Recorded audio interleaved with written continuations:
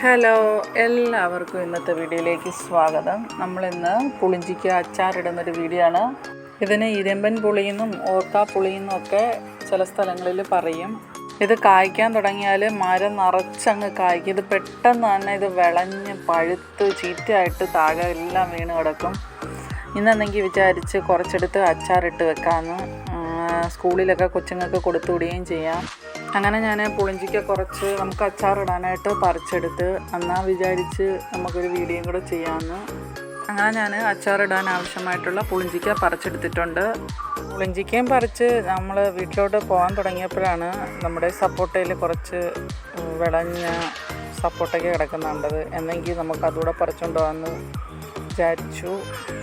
ഇതിൻ്റെ മരത്തിൽ നിന്ന് പഴുക്കുന്നതേ കണ്ടിട്ടില്ല. ഞാൻ മിക്ക ദിവസവും വന്ന് ഇതിനകത്ത് ഞെക്കി നോക്കും, പക്ഷേ ഒന്നും പഴുത്ത് കണ്ടിട്ടില്ല. അങ്ങനെ എന്തെങ്കിലും വിചാരിച്ച് അത്യാവശ്യം വലിപ്പമുള്ള സപ്പോട്ടയ്ക്ക് പറിച്ചെടുത്ത് വെക്കാമെന്ന്. അങ്ങനെ ഞാൻ ഒരു 7 സപ്പോട്ടയ്ക്ക് പറിച്ചെടുത്തിട്ടുണ്ട്.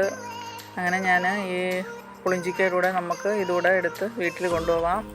അച്ചാറിടാൻ ആവശ്യമായിട്ടുള്ള കറിവേപ്പിലയും കൂടെ നമുക്ക് പറിച്ചുകൊണ്ട് പോകാം.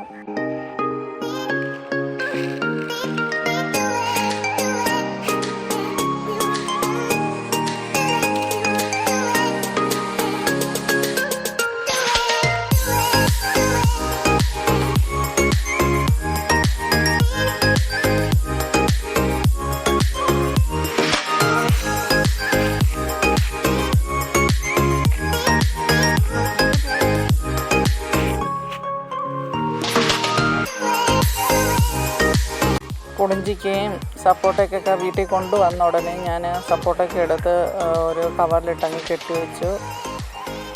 കവറിലിട്ട് കെട്ടിവെച്ച് കഴിഞ്ഞാൽ പെട്ടെന്ന് തന്നെ പഴുത്ത് കിട്ടും.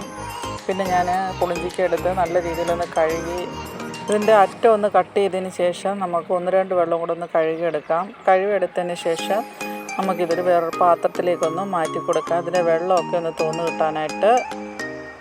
പുളിഞ്ചിക്ക കഴുകി വൃത്തിയാക്കി ഒന്ന് മാറ്റി വെച്ചതിന് ശേഷം ഞാൻ അച്ചാർ തയ്യാറാക്കാനായിട്ട് വെളുത്തുള്ളി ഇഞ്ചിയൊക്കെ അരിഞ്ഞ് വെച്ചു. അത് ഫ്രിഡ്ജിലെടുത്ത് വെച്ചതിന് ശേഷം പിറ്റേന്നാണ് അച്ചാർ തയ്യാറാക്കിയത്. പുളിഞ്ചിക്ക അച്ചാറിടാനായിട്ട് ഞാൻ പുളിഞ്ചിക്ക ചെറുതായിട്ടൊന്ന് അരിഞ്ഞെടുത്തിട്ടുണ്ട്. നീളത്തിൽ തന്നെ കീറി അരിഞ്ഞെടുത്തിട്ടുണ്ട്.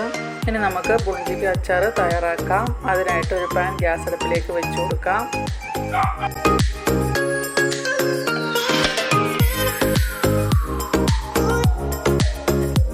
പാൻ ചൂടായി വരുന്ന സമയത്ത് നമുക്കിതിലേക്ക് എള്ളെണ്ണ ഒഴിച്ചു കൊടുക്കാം.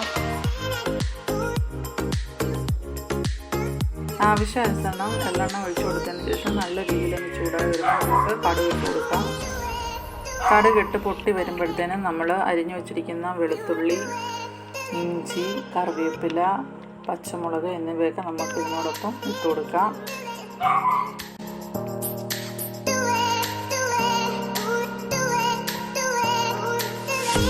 വെളുത്തുള്ളി, ഇഞ്ചിയും പച്ചമുളകും ഒന്ന് നല്ലതായിട്ടൊന്ന് ബ്രൗൺ നിറമാകുമ്പം നമുക്ക് കറിവേപ്പില ഇട്ട് കൊടുക്കാം. കറിവേപ്പിലയൊക്കെ ഇട്ട് കൊടുത്തൊന്ന് നല്ലതായിട്ടൊന്ന് ഇളക്കി കൊടുത്തതിന് ശേഷം നമുക്ക് ഗ്യാസ് ഓഫ് ചെയ്യാം.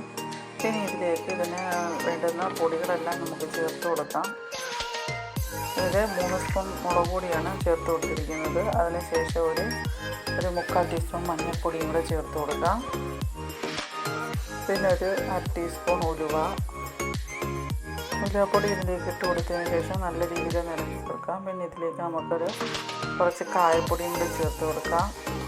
പിന്നെ ഇത് നല്ലതായിട്ട് ഇളക്കി കൊടുത്തതിന് ശേഷം ആവശ്യമായിട്ടുള്ള ഉപ്പ് ചേർത്ത് കൊടുക്കാം. അതും വീണ്ടും ഒന്ന് നല്ലതായിട്ട് ഇളക്കി കൊടുത്തതിന് ശേഷം നമുക്കിതിലേക്ക് കുറച്ച് വിനാഗിരിയും കൂടെ ചേർത്ത് കൊടുത്ത് നല്ല രീതിയിൽ ഒന്ന് ഇളക്കി കൊടുത്തതിന് ശേഷം നമുക്ക് ഗ്യാസ് വീണ്ടും ഒന്ന് ഓൺ ചെയ്ത് കൊടുക്കാം. അരപ്പ് നല്ല രീതിയിൽ തിളച്ച് വരുമ്പോഴത്തേനും നമ്മൾ അരിഞ്ഞു വെച്ചിരിക്കുന്ന പുളിഞ്ചിക്ക നമുക്കിതിലേക്ക് ഇട്ട് കൊടുക്കാം. പുളിഞ്ചിക്ക ഇട്ട് കൊടുത്തതിന് ശേഷം നല്ല രീതിയിലൊന്ന് ഇളക്കി യോജിപ്പിച്ച് കൊടുക്കാം.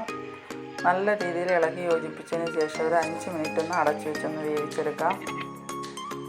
ലോ ഫ്ലെയിമിൽ വെച്ചിട്ട് വേണം നമ്മൾ ഇതൊന്ന് കുക്ക് ചെയ്തെടുക്കാനായിട്ട്.